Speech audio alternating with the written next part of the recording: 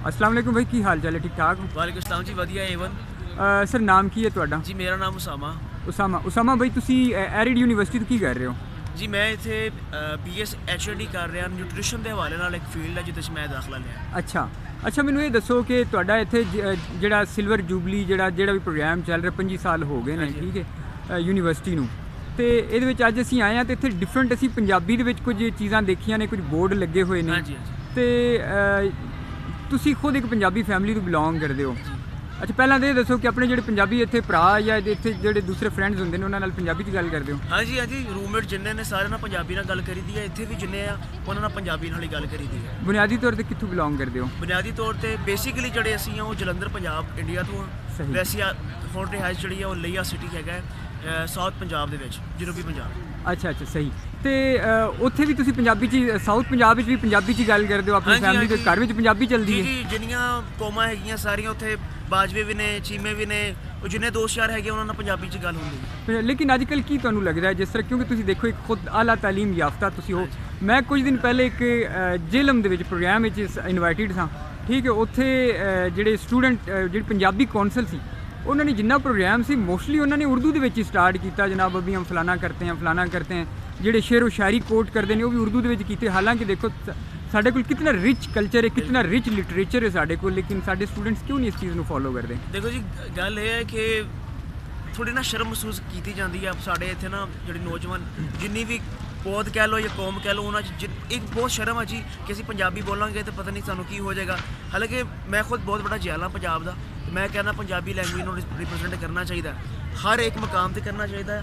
ਹਰ ਪਹਿਲੇ ਰਿਪਰੈਜ਼ੈਂਟੇਸ਼ਨ ਪੰਜਾਬ ਦੀ ਹੋਣੀ ਚਾਹੀਦੀ ਹੈ। ਪੰਜਾਬ ਦੇ ਵਿੱਚ ਬਹਿ ਕੇ ਤੁਸੀਂ ਉਰਦੂ ਪਹਿਲੇ ਪ੍ਰੈਫਰ ਕਰਦੇ ਹੋ, ਫਿਰ ਇੰਗਲਿਸ਼ ਪ੍ਰੈਫਰ ਕਰਦੇ ਹੋ, ਜੋ ਕਿ ਗਲਤ ਗੱਲ ਹੈ। ਮੇਰਾ ਇਹ ਮੰਨਣਾ ਇਹਦੀ ਰੀਜ਼ਨ ਇਹ ਹੈ, ਬਸ ਸ਼ਰਮ ਵਾਲੀ ਰੀਜ਼ਨ ਹੈ ਕਿ ਜੀ ਇੱਕ ਅੱਲਾ ਦੀ ਤਰਫੋਂ ਜੋ ਇਹਨਾਂ ਦਾ ਸ਼ਰਮ ਆ ਗਿਆ ਜੀ ਕਿ ਅਸੀਂ ਨਹੀਂ ਬੋਲਣੀ, ਬਸ ਇਹ ਇਸ਼ੂ। ਲੇਕਿਨ ਇਹਦੇ ਵਿੱਚ ਤੁਸੀਂ ਕੀ ਸਮਝਦੇ ਹੋ, ਜਿਹੜੇ ਮਾਸ਼ਾਅੱਲਾ ਜਿਹੜਾ ਸਾਡਾ ਪੜ੍ਹਿਆ ਲਿਖਿਆ ਤਬਕਾ ਹੈ, ਜਿਹੜਾ ਆਲਾ ਤਾਲੀਮ ਯਾਫਤਾ ਤਬਕਾ, ਉਹਦਾ ਕਿਤਨਾ ਇੱਕ ਹੱਥ ਹੈ ਅਗਰ ਮੋਟੀਵੇਟ ਕਰੇ ਲੋਕਾਂ ਨੂੰ ਔਰ ਦੱਸੇ ਕਿ ਦੇਖੋ ਤੁਹਾਡੇ ਕੋਲ ਦੁਨੀਆ ਦਾ ਰਿਚ ਜਿਹੜਾ ਲਿਟਰੇਚਰ ਹੈ, ਬੁੱਲੇ ਸ਼ਾਹ, ਵਾਰਿਸ ਸ਼ਾਹ, ਦੇਖੋ ਇਹ ਉਹ ਲਿਟਰੇਚਰ ਹੈ ਜਿਹੜਾ ਦੁਨੀਆ ਦੇ ਵਿੱਚ ਹੋਰ ਬਹੁਤ ਸਾਰੀਆਂ ਕੌਮਾਂ ਦੇ ਕੋਲ ਨਹੀਂ ਹੈ, ਲੇਕਿਨ ਸਾਡੇ ਕੋਲ ਹੈ।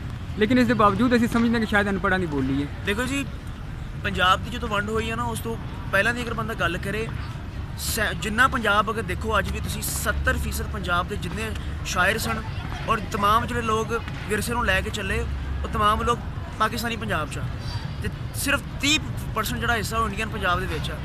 ਅਸੀਂ ਬਹੁਤ ਲੱਕੀ ਹਾਂ ਇਸ ਕਰਕੇ ਕਿ ਸਾਡੇ ਕੋਲ ਪੰਜਾਬ ਦਾ ਬੇਸਿਕ ਹਿੱਸਾ ਉਹ ਹੈਗਾ, ਅਤੇ ਸਾਨੂੰ ਇਹਦੀ ਕਦਰ ਕਰਨੀ ਚਾਹੀਦੀ ਹੈ, ਸਾਨੂੰ ਇਹਨੂੰ ਲੈ ਕੇ ਚੱਲਣਾ ਚਾਹੀਦਾ ਤਾਂ ਕਿ ਸਾਡੀਆਂ ਆਉਣ ਵਾਲੀਆਂ ਨਸਲਾਂ ਵੀ ਪੰਜਾਬ ਨੂੰ ਕਾਇਮ ਰੱਖ ਸਕਣ। ਅੱਛਾ ਦੇਖੋ, ਇੱਕ ਜਿਸ ਤਰ੍ਹਾਂ ਤੁਸੀਂ ਗੱਲ ਕੀਤੀ ਕਿ ਪਾਰਟੀਸ਼ਨ ਟਾਈਮ ਬਹੁਤ ਥੋੜ੍ਹਾ ਪੰਜਾਬ ਦਾ ਹਿੱਸਾ ਚੜ੍ਹਦਾ ਪੰਜਾਬ ਉੱਧਰ ਚਲਾ ਗਿਆ, ਲੇਕਿਨ ਇਸ ਦੇ ਬਾਵਜੂਦ ਉਹਨਾਂ ਨੇ ਆਪਣੀ ਬੋਲੀ, ਆਪਣੀ ਰਹਿਤਲ ਕਲਚਰ ਦੀ ਸਾਂਭ ਕੀਤੀ। ਉੱਥੇ TV ਚੈਨਲਸ ਤੁਸੀਂ ਦੇਖੋ ਕਿਤਨੇ ਜ਼ਬਰਦਸਤ TV ਚੈਨਲਸ ਨੇ ਪੰਜਾਬੀ ਦੇ ਵਿੱਚ, ਬਹੁਤ ਸਾਰੇ ਨਿਊਜ਼ ਪੇਪਰਸ ਨੇ। ਅੱਜ ਦੇਖੋ ਕਿ ਪਾਕਿਸਤਾਨ ਦੀ ਜਿਹੜੀ APP ਇੱਕ ਨਿਊਜ਼ ਏਜੰਸੀ, ਜਿਹੜੀ ਗੌਰਮੈਂਟ ਦੀ ਨਿਊਜ਼ ਏਜੰਸੀ, ਉਹਦੇ ਵਿੱਚ ਸਿੰਧੀ, ਪਸ਼ਤੋ, ਸਰਾਇਕੀ, ਫਲਾਣੀ ਸਾਰੀਆਂ ਉਹਨਾਂ ਨੇ ਪਾਈਆਂ ਨੇ, ਪੰਜਾਬੀ ਜ਼ੁਬਾਨ ਉਹਨਾਂ ਨੇ ਨਹੀਂ ਰੱਖੀ। ਤੇ ਤੁਸੀਂ ਕੀ ਸਮਝਦੇ ਹੋ ਇਹਦੇ 'ਚ ਕੀ ਰੋਲ ਹੈ ਕਿ ਪੰਜਾਬੀਆਂ ਨਾਲ ਕੋਈ ਖਾਸ ਕੋਈ ਮਸਲਾ ਹੈ ਕਿਸੇ ਨੂੰ? ਬਸ ਜੀ, ਮੈਨੂੰ ਇਹ ਲੱਗਦਾ ਹੈ ਕਿ ਮੈਂ ਇੱਥੇ ਡਿਸਕ੍ਰਿਮੀਨੇਸ਼ਨ ਕਹਿੰਦੇ ਆ, ਮੁਨਾਫਕਤ ਨਹੀਂ ਕਰਨਾ ਚਾਹਾਂਗਾ, ਲੇਕਿਨ ਗੱਲ ਇਹ ਹੈ ਕਿ ਪੰਜਾਬ ਦੇ ਸਿਰ 'ਤੇ ਚੱਲ ਰਿਹਾ ਜੀ ਸਾਰਾ ਕੁਝ, ਅਤੇ ਪੰਜਾਬ ਨੂੰ ਹੀ ਅਗਰ ਰਿਪਰੈਜ਼ੈਂਟ ਨਹੀਂ ਕਰਨਾ ਤਾਂ ਫਿਰ ਇਹ ਤਾਂ ਗਲਤ ਗੱਲ ਆ। ਦੇਖੋ, ਮੈਂ ਜਿੱਥੋਂ ਆਉਣਾ ਨਾ, ਸਾਡਾ ਥਲ ਡੈਜ਼ਰਟ ਲੱਗਦਾ ਹੈ, ਉਸ ਸਹਿਰਾ ਤੋਂ ਜਦੋਂ ਅਸੀਂ ਆਉਂਦੇ ਪੰਜਾਬ ਦੇ ਖੇਤ ਦੇਖਦੇ ਹਾਂ, ਸਾਨੂੰ ਸਮਝ ਲੱਗਦੀ ਹੈ ਕਿ ਪੰਜਾਬੀਆਂ ਨੇ ਕਿੰਨੀ ਮਿਹਨਤ ਕੀਤੀ ਆ ਇੱਥੇ ਤੱਕ ਪਹੁੰਚਣ ਵਾਸਤੇ, ਇਹ ਖੇਤ ਆਬਾਦ ਕਰਨ ਵਾਸਤੇ।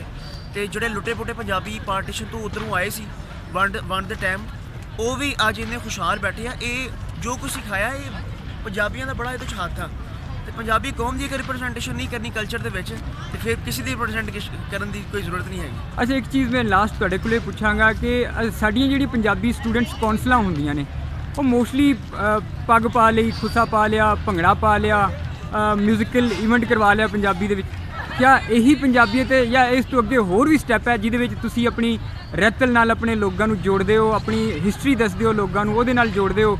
ਸਾਡੇ ਜਿਹੜੇ ਕੌਮੀ ਹੀਰੋ ਪੰਜਾਬ ਦੇ ਜਿਹੜੇ ਗੁਜ਼ਰੇ ਨੇ, ਜਿਵੇਂ ਸਿਕੰਦਰ ਮਕਦੂਨੀ ਨਾਲ ਲੜਨ ਵਾਲਾ ਪੋਰਸ, ਠੀਕ ਹੈ, ਜਿਹਨੇ ਔਰ ਇਸ ਤੋਂ ਇਲਾਵਾ ਫਿਰ ਰਣਜੀਤ ਸਿੰਘ ਦੇ ਦੌਰ 'ਚ ਤੁਸੀਂ ਦੇਖੋ ਕਿ ਪੰਜਾਬ ਨੂੰ ਕਿਤਨਾ ਮਜ਼ਬੂਤ ਕੀਤਾ, ਅਫਗਾਨਿਸਤਾਨ ਦਾ ਰਸਤਾ ਡੱਕਿਆ, ਜਿਹੜੇ ਬਾਹਰੋਂ ਆ ਕੇ ਹਮਲਾਵਰ ਹੁੰਦੇ ਸਨ, ਹਰੀ ਸਿੰਘ ਨਲਵਾ ਜਿਹਦੇ ਨਾਂ 'ਤੇ ਅੱਜ ਵੀ ਹਰੀਪੁਰ ਆਬਾਦ ਹੈ, ठीक है सर गंगा राम है जिन्हें लाहौर ਨੂੰ ਜਦੀਦ ਬਣਾਇਆ, ਦੁੱਲਾ ਭੱਟੀ ਹੈ ਜਿਨੇ ਆਪਣੇ ਵੇਲੇ ਦੇ ਮਜ਼ਬੂਤ ਤਰੀਨ ਅਕਬਰ ਬਾਦਸ਼ਾਹ ਨਾਲ ਟੱਕਰ ਲਈ, ਫਿਰ ਜਨਾਬ ਆਪਣਾ ਰਾਏ ਅਹਿਮਦ ਖਰਲ ਸ਼ਹੀਦ ਹੈ ਜਿਨੇ ਅੰਗਰੇਜ਼ਾਂ ਦੇ ਨਾਲ ਆਪਣੇ ਵੇਲੇ ਦੇ ਨਾਲ ਲੜਿਆ, ਊਧਮ ਸਿੰਘ ਜਿਨੇ ਜਲਿਆਂਵਾਲਾ ਬਾਗ ਦਾ ਬਦਲਾ ਲਿਆ, ਜਾ ਕੇ ਲੰਡਨ ਦੇ ਵਿੱਚ ਜਨਰਲ ਅਡਵਾਇਰ ਨੂੰ ਮਾਰਿਆ।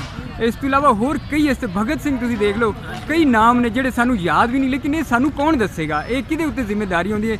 ਨਾ ਤੇ ਸਾਡਾ ਸਿਲੇਬਸ ਸਾਨੂੰ ਦੱਸਦਾ, ਨਾ ਹਿਸਟਰੀ ਦੱਸਦੀ ਹੈ। ਦੇਖੋ ਜੀ ਜ਼ਿੰਮੇਵਾਰੀ ਤਾਂ ਸਾਡੀ ਆ, ਉਹਦੀ ਗੱਲ ਇਹ ਹੈ ਕਿ ਜੀ ਇੰਡੀਅਨ ਪੰਜਾਬ ਦੇ ਵਿੱਚ ਦੇਖੋ ਸਿੱਖ ਹੋ ਕੇ ਉਹ ਬੁੱਲੇ ਸ਼ਾਹ ਉਹਨਾਂ ਤੋਂ ਲੈ ਕੇ ਜਿੰਨੇ ਸਾਡੇ ਵੱਡੇ ਪੋਇਟ ਗੁਜ਼ਰੇ ਆ, ਜਿੰਨੇ ਸਾਡੇ ਜਿਆਲੇ ਗੁਜ਼ਰੇ ਆ, ਉਹਨਾਂ ਦੀ ਤਾਰੀਫ ਕਰਦੇ ਆ।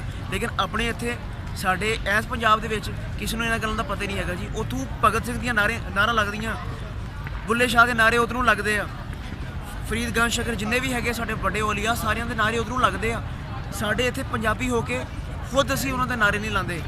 ਇਹ ਗੱਲ ਬਹੁਤ ਸ਼ਰਮ ਦੀ ਗੱਲ ਹੈ ਜੀ ਸਾਡੇ ਵਾਸਤੇ ਕਿ ਅਸੀਂ ਇੰਨੇ ਪੰਜਾਬ ਦੇ ਉਸ ਕਲਚਰ ਨੂੰ ਲੈ ਕੇ ਵੀ ਚੱਲੇ ਆ, ਸਟਿਲ ਅਸੀਂ ਉਹਨੂੰ ਬਰਕਰਾਰ ਨਹੀਂ ਰੱਖ ਸਕੇ। ਸਾਡੇ ਵਾਸਤੇ ਬਹੁਤ ਸ਼ਰਮ ਦੀ ਗੱਲ ਹੈ। ਬਹੁਤ ਮਿਹਰਬਾਨੀ, ਥੈਂਕ ਯੂ, ਬਹੁਤ ਮਿਹਰਬਾਨੀ, ਸ਼ੁਕਰੀਆ।